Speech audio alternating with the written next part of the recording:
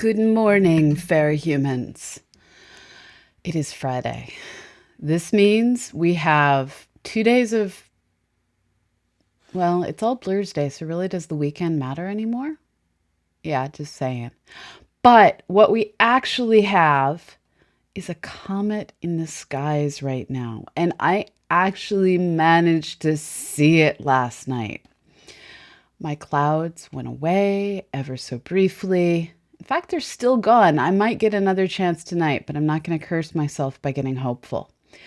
For me, it was located starting well above the trees, and by the time I found it and figured out exposures and focus and stuff, it was getting down into the trees. But you can see here a nearby neighbor's chimney out of focus, trees more in focus, and stars would have been in focus, except I was using a super lightweight tripod, so the camera moved a little bit while the photo was taking place. So yes, here is a photo enhanced that I took of Neowise. So you too can do this. This is a 100 millimeter lens on a Canon T7i, which is one of their lower end SLR cameras, DSLR cameras. I enhanced that on my iPhone because I was sending it to a friend and I haven't opened it up in real software yet.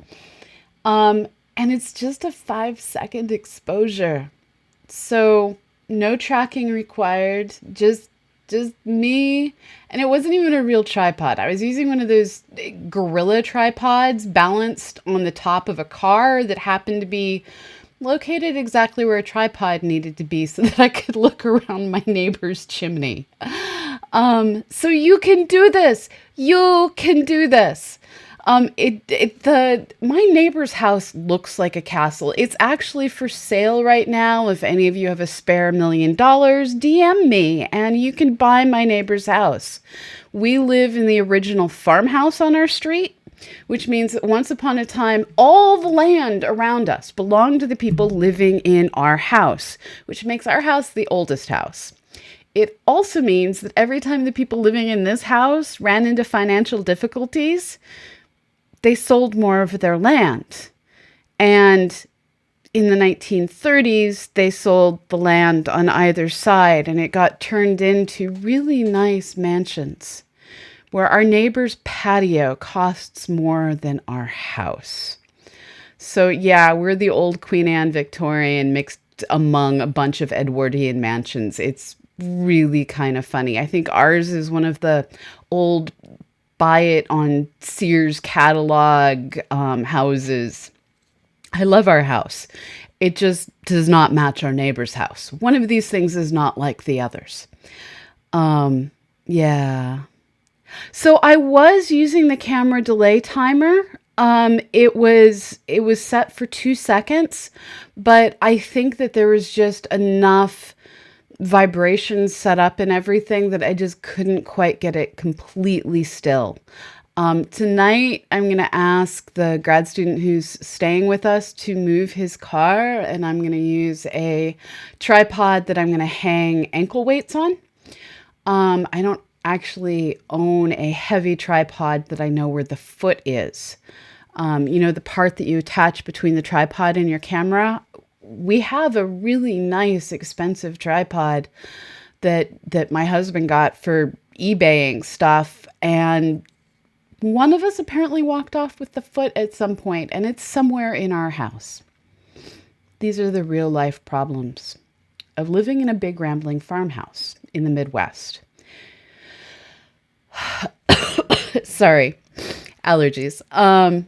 Yeah, tripod shoes always go missing. I now have a policy of I only buy tripods from one company that take one kind of foot.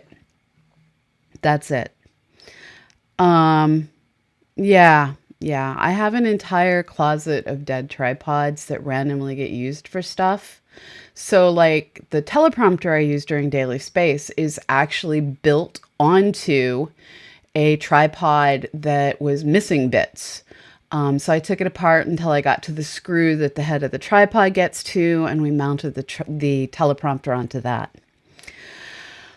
Anyways, so finding the comet is a bit hairy, but if you have a pair of binoculars, it's not that hard. Keeper of Maps talked me through it last night. The trick is you drop straight down on the sky from the handle of the Big Dipper. And as you drop, you're going to find these two stars that fit in a binoculars field. And the comet is up and to the left of them. So yeah. Astro says, tripod ad, rock solid tripod. The size of the rock is not mentioned. This is true. Hello, Brexit denier. Is this on YouTube as well? No, this is only here on Twitch. We're Twitch affiliates, so we can only stream things on Twitch. And then 24 hours later, if it's worth archiving, we archive it on YouTube. This is not going to be worth archiving on YouTube. This is me being excited that I took a photo of a comet.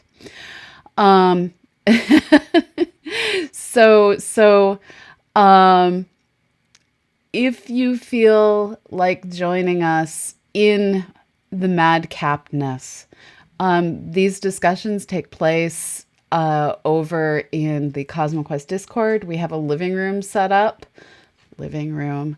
And you can hop in the voice channel and you never know what you're going to experience. Last night's highlight for some, judging by Twitter, was when I decided, God damn it, I need to get somewhere that I can see around these trees. And so I went up on the roof of my house.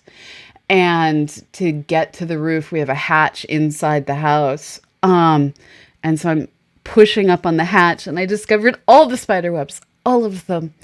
And at the moment that I decried the existence of the spider webs, I lost my connection to Discord. So all people heard was something about, oh my God, spider webs. And it was said with a great deal more despair. And then my call clicked out. So yes. I'm sure there are giant spiders, but I managed to get past them last night. So come join us and come as you are. We're playing games. We're doing random observing stuff. All of us, wherever we are in the world, just sharing out what we're doing. Hello, Astro Beard. Hello. I'm sharing the slightly out of focus photo I took of Neowise that I'm nonetheless quite proud of. All right, so it's a Friday. During the summer, we're finding there is not enough news during the week to do a daily space on Fridays. So we're using that time to instead work on websites and things like that. Thank you, Broken Symmetry, for the sub. Spiders catch Pamela. Pamela catches space. This is true. This is pretty much what happened last night. This is true. Although I will admit the photos that I took from inside, let me see if I can find one. So I was leaning out the window of my attic, and here you can see one of my early photos that doesn't get the comet in it because the sky was just too bright. But I was leaning out enough that I could see past this awning thing with my camera. Now I was doing this entirely safely. There's an old futon up there that was out flat. I was lying on my belly with basically my elbows over the windowsill and a pillow over the windowsill, but all the rest of my body was inside the house. So I was entirely safe. Although people kept trying to encourage me to lean out further to see the Big Dipper. So I eventually did end up finding it, but I couldn't get my camera to find something to focus on. So here you can start to see there's a comet right there. And that's just my iPhone while I was trying to figure out where I was pointed. Now I have my camera and there's the comet out of focus. There's the comet more out of focus. That's from my driveway. I guess I deleted a bunch of my out of focus from in the attic photos because they were really, really bad. But this gives you a sense of exactly where it was in the sky. So, yeah, yeah. Actually, that's not the comet. That's a fuzzy blob. That's the comet right there. So that gives you a better sense of where it is. These are the two bright stars you want to look for. So I came down off of this star and kind of swept left, hit these guys and went up and to the left and found the comet.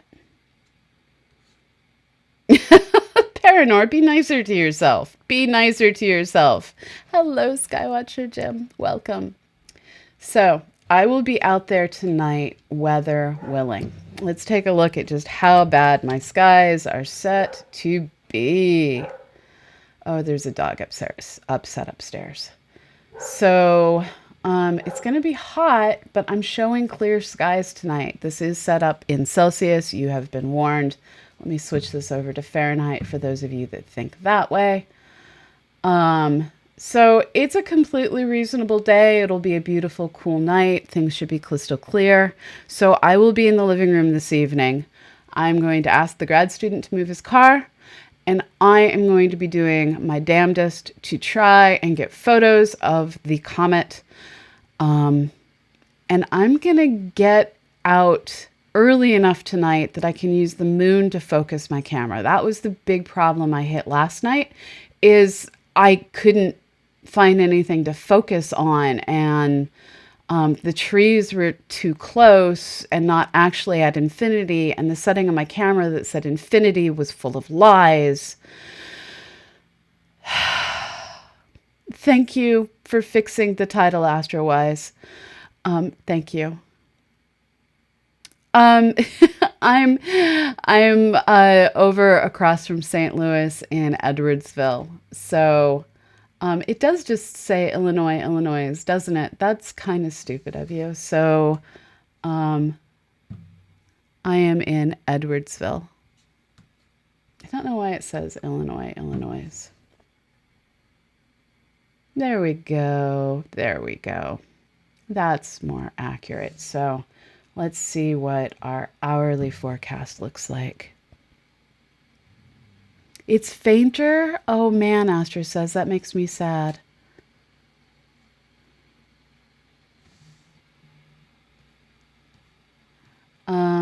So yeah, we're looking at, it'll be 82, feels like due to humidity, actually 77 and clear at 10 p.m., which is kind of the best time for me to go out and look.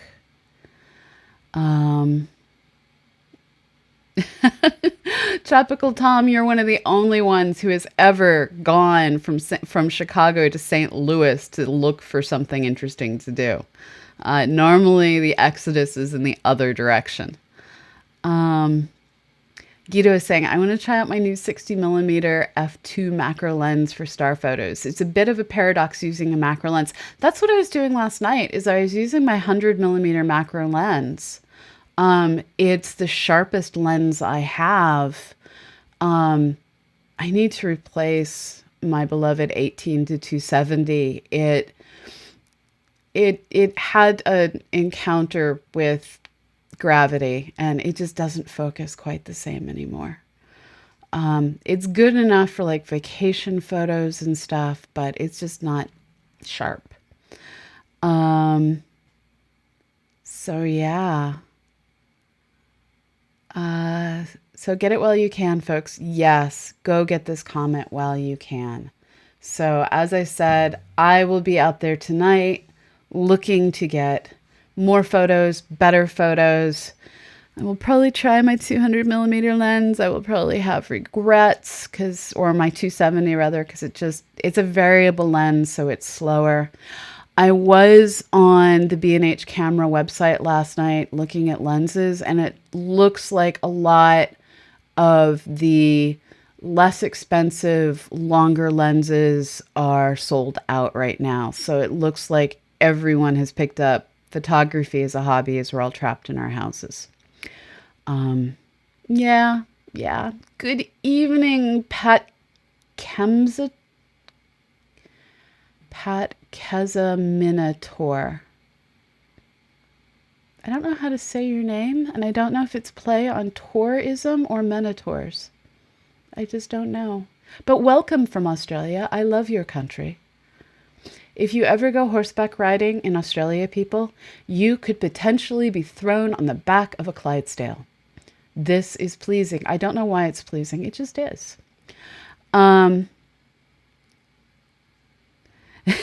Guido's like, oh, so I wasn't the only one with the idea. I have the Tamron 60mm f2 and the Minolta 50mm. Yeah, I have the Tamron 100mm. It was a gift to myself a few years ago now. I got it. I was doing photography for a wedding, and they paid me enough.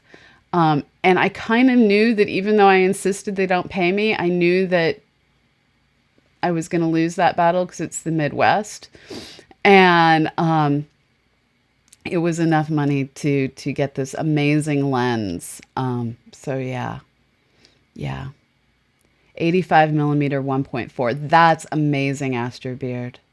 What lens is that? I don't think I've seen one that's that fast and that long. Comets are good news for the camera and Astro stores. They are. This is true. Patches Minotaur. That makes more sense. Thank you. I was totally not parsing that word correctly. Thank you, Adam, altogether. Ooh, yeah, that's a nice setup, Guido.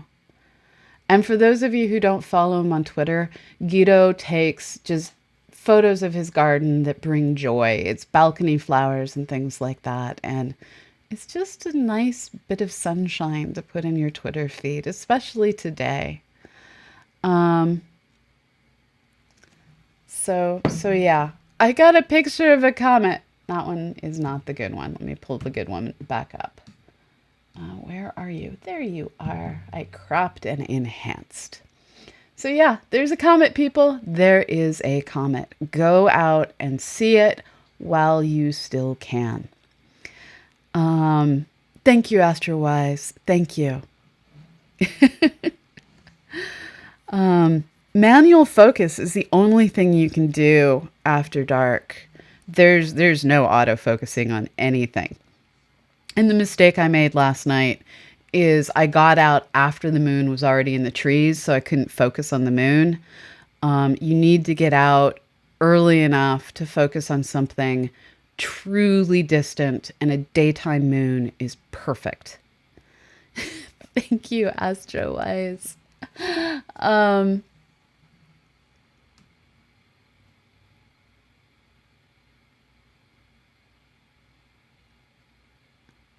The 9ED can autofocus on stars? Good Lord. Okay, my T7i, which is a much cheaper, less capable camera, it can totally rock it out. But it can't autofocus. It can't. And tonight, I'm going to break down and use reading glasses with my camera. I'm of that age, people. I'm of that age. Hello, Sea Death 420. You and your dark name. You and your very dark name. I saw a comet. All right. So, if you don't know how to find the comet, once more for those in the back, let me go find my all sky photo. One of these I caught the sky in the comet. Here we go. So this group, let me zoom in more. Whoa, that was too much. Too much. All right. These 4 stars here, those are the bowl of the Big Dipper. The handle is extending up that direction. I didn't get all of the handle. What you want to do is arc off the pointer stars to these 2 bright stars. They will, I was using 8x42 binoculars, and they're about a third the width of the binocular field at 8x. And then once you find them, you go up to right here, and that's your comet.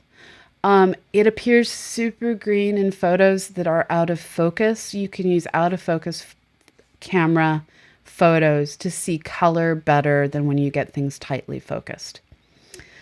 I'm sorry, Miss Brick Kitten, that you keep getting thwarted. I'm sorry. I'm sorry. Does it move too fast for a high power telescope? No. You do need to have tracking on because the sky as a whole moves too fast for a high power telescope. So if you're set up and tracking on the stars, you can take reasonably long exposures, 30 seconds, a minute, and you won't have problems with the comet being out of focus due to its different speed relative to the stars. I wouldn't go much longer than a minute. But I wasn't tracking anything with my 5-second exposures, and you can stack the bejesus out of stuff. So yeah. A 12-inch Dobsonian reflector. So you can't do photos with that see death, but you can totally see it and it will look amazing. You might be able to do a photo just with like a quick snap through it. But you can't do anything longer than a quick snap. Oh, Tropical Tom asks, did anybody get photographs of the comet with the Starlink trails also? Yes, I saw that over on Twitter. Let me see if I can find that to share. It was a decidedly disturbing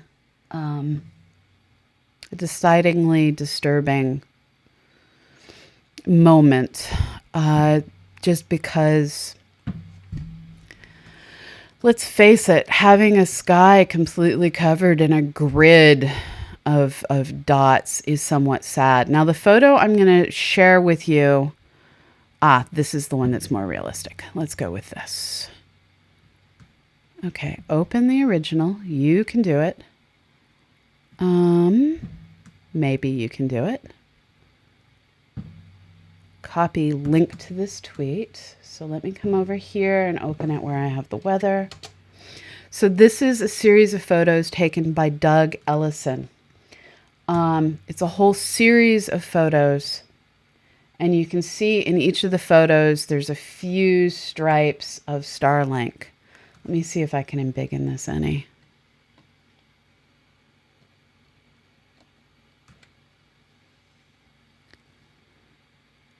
So there. So you can just see all the Starlinks moving through the field of view. There's a different comet. So yeah, there are ways to remove the Starlinks. It requires min-max rejection, which is kind of annoying, but it's what we generally do to remove bright streaks from random comets, for moving cosmic rays. It's just, I'm going to show you what happens if you stack without using min-max subtraction. So this is a photo by Silo de Canaris.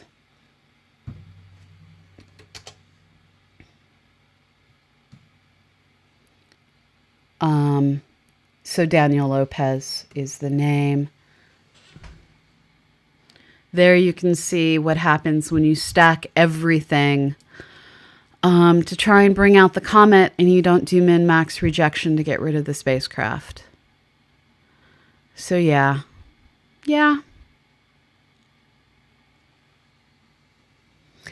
So C-Death is asking, do they know what it's made out of that the light emits? So the issue is that they're high enough up that they're out of the Earth's shadow. So they're reflecting sunlight back to us. They're just reflective, and everything is reflective. We see satellites anyways.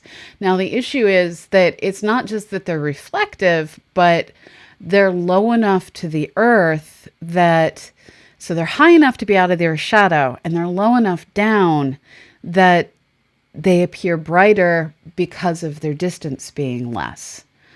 So yeah, it's a double problem of reflecting sunlight and close enough that they appear really bright. If you put them significantly further away, they wouldn't be able to do their design job, but they'd appear fainter in the sky. So yeah, there's going to be a lot more of these in the future. So get in your astrophotography now, because the sky is going to go away. But you can go find it. Arc off the 2 stars in the base of the Big Dipper. Find these 2 bright stars, go up and to the left. And there is the comet. You can do this, people. You can do this. And we can talk each other through this tonight in the CosmoQuest Discord's living room. Feel free to join us. I will be in there. So, I should actually go do some work. This has been Community Coffee. I can go raid somebody. Who would you like me to raid? Oh, bother? Is there anyone else that you'd prefer? This is me looking at the chat, looking to see what preferences folks might have. I still need to put my desk back together so that it's reorganized after the chaos of CosmoQuesticon. Oh, thank you, Skywatcher Jim. It was my pleasure. Thank you, Astro Beard. Thank you, Astro Wise. Oh, no. So there's no Daily Space today because during the summer, they just don't put out enough news to have a Friday show. You only put out press releases on Fridays if you can't avoid it. And you can avoid it right now. So I'll be hanging out in the CosmoQuest Discord. Yeah. Come join us. Life will be good. But for now, I'm going to go ahead and set up to raid Oh Bother. And I'm going to say, wherever you are in the world, have a fabulous and safe morning, evening, and afternoon. Wear a mask, and please keep it safe and go forth and be awesome. Bye-bye, everyone.